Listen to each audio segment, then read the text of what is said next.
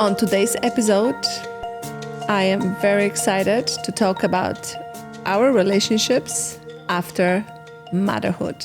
So I don't know about you, but I know for myself that I had a specific idea of how it would feel for me to be a mother.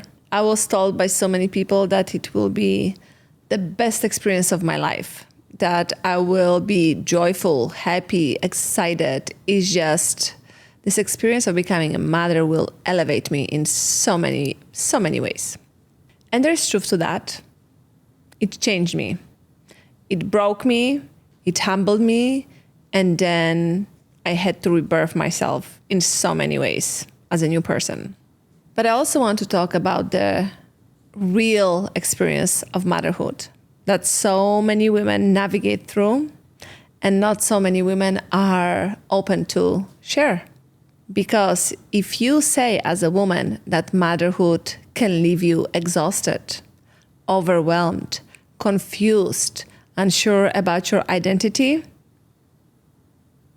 you might feel not only shame from yourself and guilt, but you might experience shame and guilt from the people around you. Because as a mother, you are expected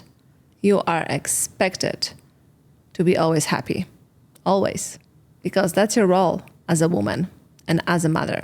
And this is not the reality for so many of us, almost all of us, I could say, as I work with women who are mothers and navigate their own self-identity after becoming one.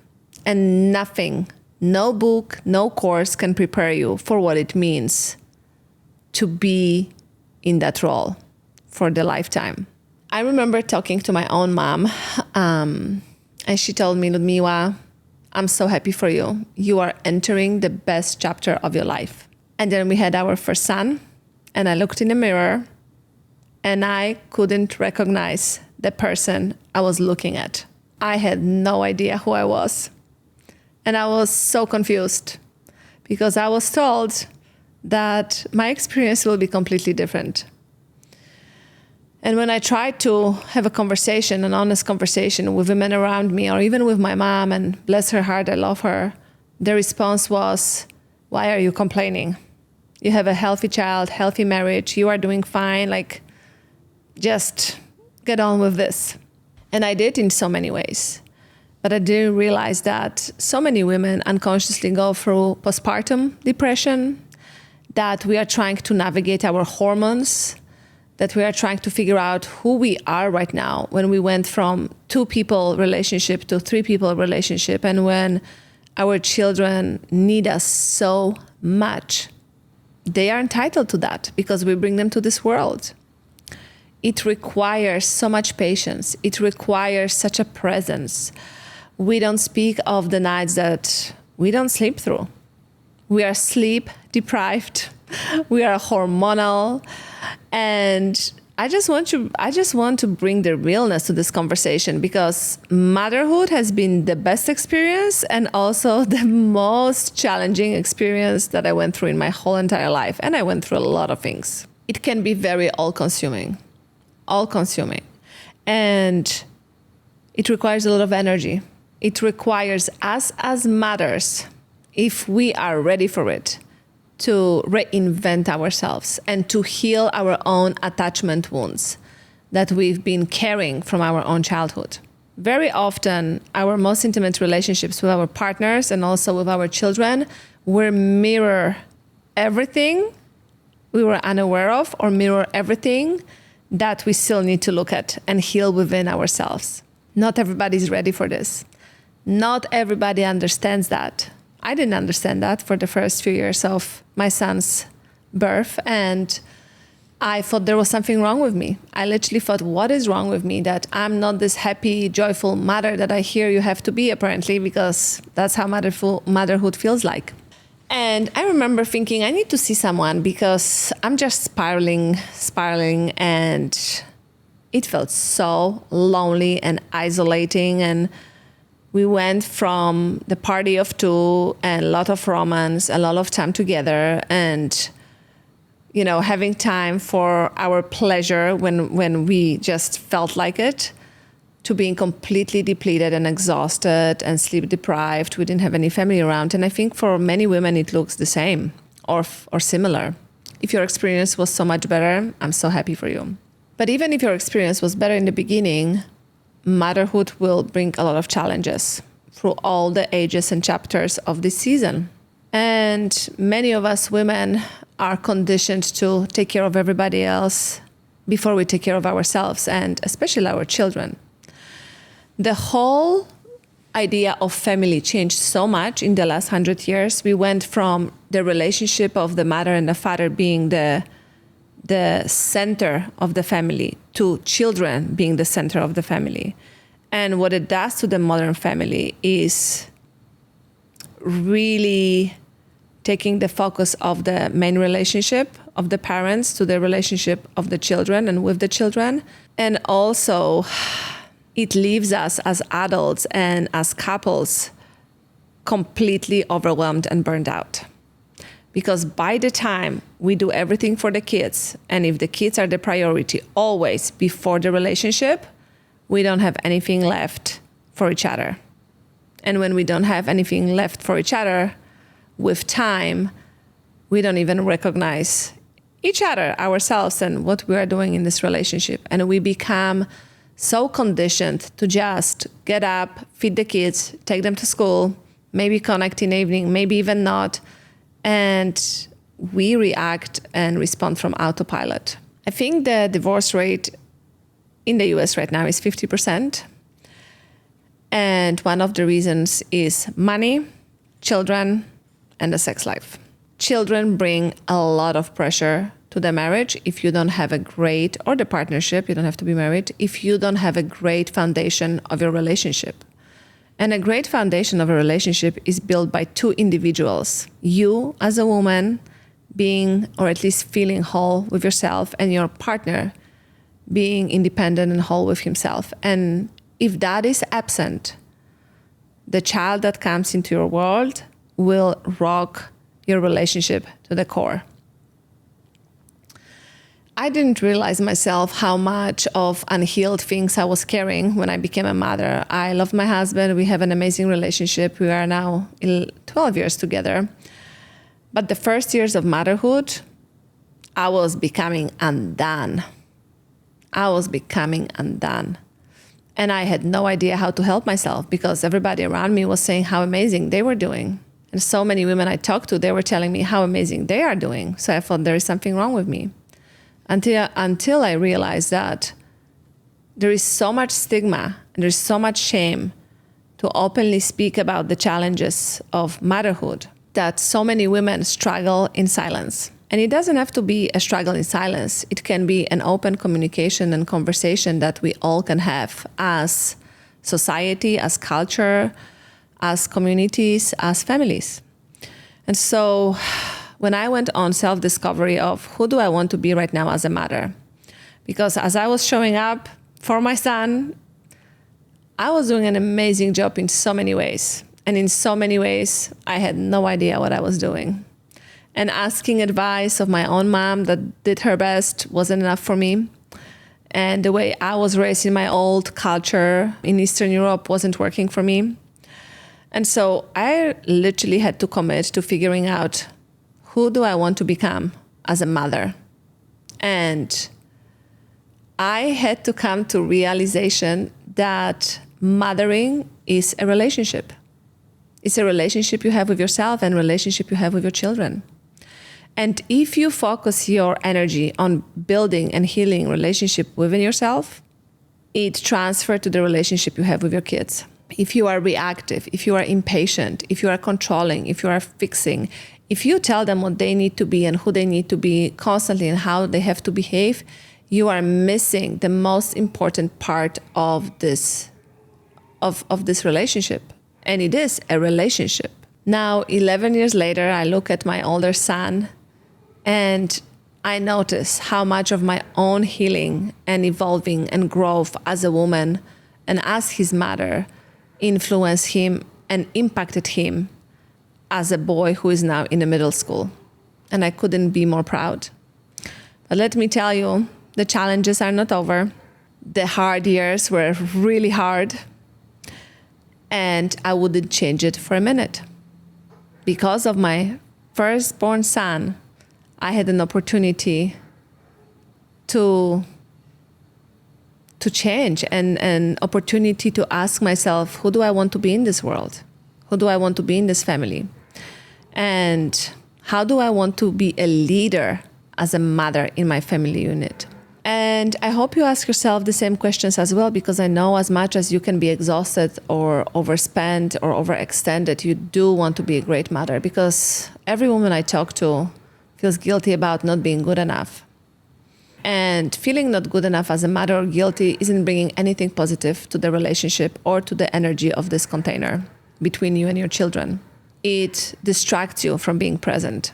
So instead of feeling guilty, I would encourage you to ask yourself, how do I want my kids to remember me? How do I want my kids to remember me? And what kind of a person do I need to become so they can remember me in that way? And of course, we cannot guarantee that. But I will tell you this. If you want your kids to remember you as a warm, safe, stable, connected, consistent person that was always there no matter what they did, you can become that person, because it's you being just that. So when I remember my first years of motherhood, and I have a lot of clients that try to navigate that. How do we navigate being a mother, being a wife or a partner, being a woman, and then being a professional woman and a daughter and a friend? So many hats that we are wearing, and we want to be great at all the relationships. You need to be so clear on the values, on your own values for yourself, for your family, for your children, that you not only want to preach about, but you need to embody. If one of your values is integrity, you need to embody integrity within your family system.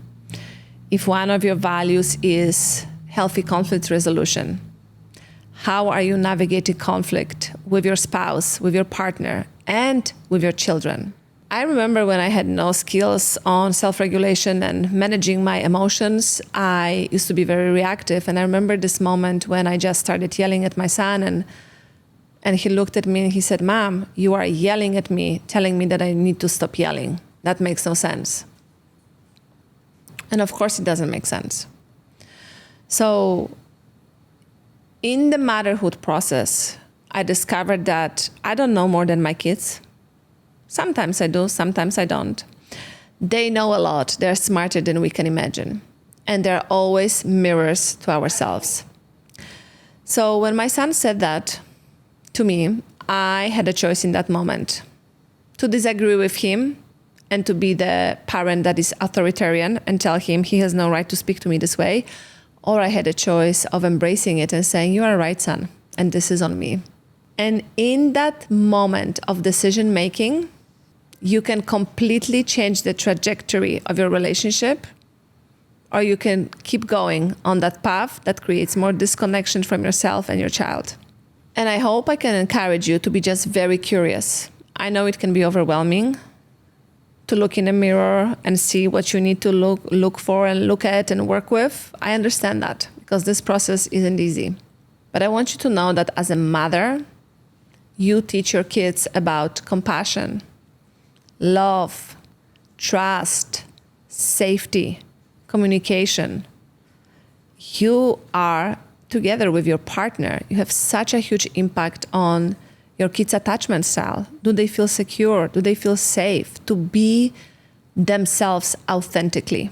Another lesson I had to learn is that my kids' behavior doesn't define them. Like, my behavior doesn't define me. We are always valuable. We are always beautiful human beings that deserve love and gentleness and kindness. And sometimes, even though we are worthy and enough, our behaviors can speak something else. And it's okay, because we are not here to be perfect. We're here to be human. So the second lesson I had to learn is how to speak to my children and to myself when the behavior wasn't what we were hoping for, and make it really separate from their worth. Because children are very self-centered. So if you give them feedback, they will take it as I'm not good enough. There is something wrong with me. I need to change who I am so my mom is happy with me. Very important lesson. And as I'm navigating the middle school with our older son, I will tell you this work pays off big time in your child's self-confidence and also in your own self-confidence as a parent, because you know you are doing something right. And let me tell you, it feels great. But I don't do it perfectly, and I don't expect you as a mother to do it perfectly because it's completely impossible, and who wants to carry such a burden? But I encourage you to start learning, how can I love my kids more by accepting them for who they are? How can I love them more by managing my own emotional well-being? How can I love my kids more by learning how to be patient and accepting them? Like, acceptance is such a huge piece. And it's a piece of unconditional love for the other and for yourself. So this comes, the third point is, you can only love your kids and extend the kindness to them to the extent that you do that for yourself. Because if you are impatient with yourself, you would project it on your kids. If you are impatient with yourself, your growth, your performance, you will project it on your kids. And I know we are unaware of that, but it does happen. I remember looking at my son, who is now 11 years old, when he was 6 and he didn't feel like doing any homework. And I remember being so activated looking at him, and I was getting so angry and thinking, just do this homework, child. It is not so difficult. And as he was looking at me, I thought to myself, why am I so intense about this? Like, what is this really about? And it was so clear for me in that moment that I struggled with doing homework and completing homework when I was at school, because so much of the material was not appealing to me, not interesting. So my brain was disengaging. And I always thought that I'm not smart enough because I'm disengaging with the material and I'm not doing the homework. And because I was not doing it at school, I struggled in my youth and in my 20s to figure out what to do with my life. And in that moment, I had to realize that he's not me, that first of all. His unwillingness to do the homework doesn't mean he will struggle just like I did. That the way I'm approaching him comes from a lot of fear and insecurities within myself and for his future. And I really had to own it and understand that I'm here to support him and I am here to teach him what I can in self-responsibility. But as a 6-year-old, if he's not doing the homework, his life will not be ruined. And he will not have to struggle as me in his 20s, because he has a mother who is aware and he has a father who is involved. And in that moment, when I let go of this pressure of making him more responsible, I give him an opportunity to learn how to be more self-responsible. And I'm looking at him right now, and he's 11 and he does homework and he's in gifted program and he's excelling and he's thriving. But he's not only thriving academically, he's thriving in how he handles his emotions and how he relates to himself and how he relates to other people and how he can follow his own trust within himself, how to be in relationships. That was a very important lesson for me to learn. And I realized through this journey of motherhood, and I hope you can see it too, that whenever we get activated, whenever we have strong emotional responses to our children, very often it's not about them, and almost always it is about us. And as I said before, when we are presented those moments, we are really presented an opportunity to keep struggling, opportunity to feel hopeless, opportunity to feel like there is something wrong and be frustrated with ourselves and our lives. And sometimes I can still feel like this. Sometimes when the season in my business is busy and something is not going my way, I can be more overextended. It happens. It really happens. Real life happens. And when those moments happen, I can be maybe less present or less understanding. It still happens. But the way I come back from it right now is so much different. The way I repair after conflict is so much different. The way that my kids feel around me and I feel around them, so much quicker to understand what is really happening. What is really underneath of my way of presenting and being as a mother in those moments. And just doing this work of self-exploration when motherhood broke me and made me again, also influenced me as a wife in my marriage, and me as a woman in my business, and me as a woman in all my different relationships. I'm forever grateful for that journey. And I just wish for all of us to be able to create a space for honest conversations about motherhood. How sometimes we feel like we cannot keep up with everything, and sometimes we feel everything was easier and calmer. And sometimes we don't know how to be not doing and overscheduling ourselves, because calmness and space and peace is so uncomfortable for us. I applaud all of you mothers, because this is not as easy as it seems. So I would love to end with that even though today you might feel like you don't know what you are doing, or you might feel like you are not doing a great job and you feel guilty, or you just reacted with your kids and you don't know how to help yourself, it's all okay. It is all okay. Because you are the key element if you want to change that. That's first of all. Second of all, I want you to think just to have so much grace for yourself, because being the open space for your kids' emotions, it's sometimes a lot. They have a lot of emotions, so they're counting on you. And I want to say that motherhood can be hard, and it can be the most fulfilling. And motherhood can be most heartbreaking, and it can be the most exciting experience in your life. It can be both. It can be both. It can be both. And it is okay, because experience is a duality. And I just want all of us to be more real about the realness of this chapter. When you become a mother and you shift from relationship of 2 to relationship of 3, 4, 5, 6, or whatever that is for you. Have grace, be patient, be compassionate. First and foremost with yourself first. And remember, may we all feel deeply connected to ourselves and those around us.